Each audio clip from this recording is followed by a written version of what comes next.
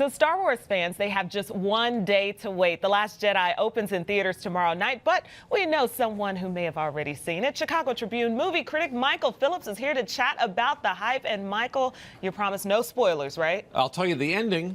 No, I'm not going to tell you that. I was like, oh, no. Okay, so, you know what? Let's jump right in here for Star Wars, because this movie actually picks up where The Force Awakens left off. Tell us about it. So it's first of all, it's just a relief that it's really good. You know, it's the best Star Wars film, I think, since The Empire Strikes Back in 1980, and that's a long time. Really? And I say that as that's a tall order. A tall order, but I am somebody who didn't have any love at all for the second three that George Lucas made, Sith, clones, all that. Not for me. But I like those. Really? Yeah. Yeah, more than The Force Awakens and Rogue One? Yes. Really? Yes, actually I do, because it was telling the entire story. It was telling the whole story. Yeah, I see your point. I see your point. I liked Force Awakens, and this is the follow-up to that. And you know, you're following a lot of the characters that we saw established there.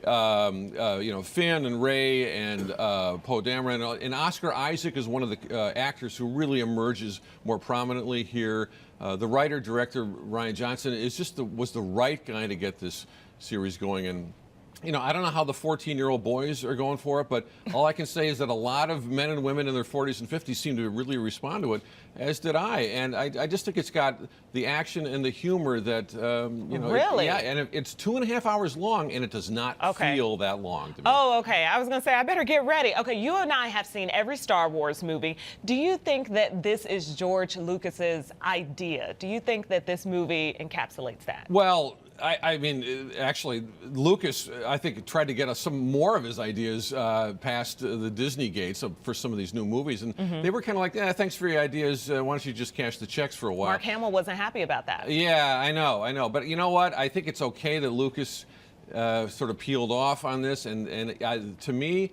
The Last Jedi feels like a writer-director who actually had a little leeway to figure out, okay, what kind of movie am I going to make? So it feels to me, you know, traditional and faithful enough, but it also feels like it's got a fresh spirit. So yeah, I was really happy with it. So do you think that people are going to be surprised in this movie? Well, there's a couple of reveals and a couple of reversals that are terrific. In the middle, of course, I'm not going to talk about them. Yeah, don't give it out to In us. terms of major sort of surprises and reveals, you know, it's not really that kind of picture because it's the middle film of a trilogy. So we'll see where it goes after this one. How many stars? 3.5, man. 3.5? Yeah. 3.5. Okay, for Michael Phillips. There we go. And you were just telling me, side note, you felt like Tiffany Haddish was snubbed for the Golden Globe nomination. Oh yeah. Okay. No, that was a really sharp comic performance. Find out you're a girl strip fan.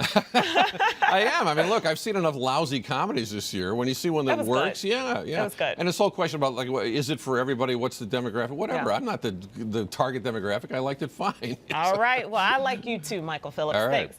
So Star Wars The Last Jedi opens in theaters tomorrow. Plus, check out ChicagoTribune.com for Michael's complete review of the film.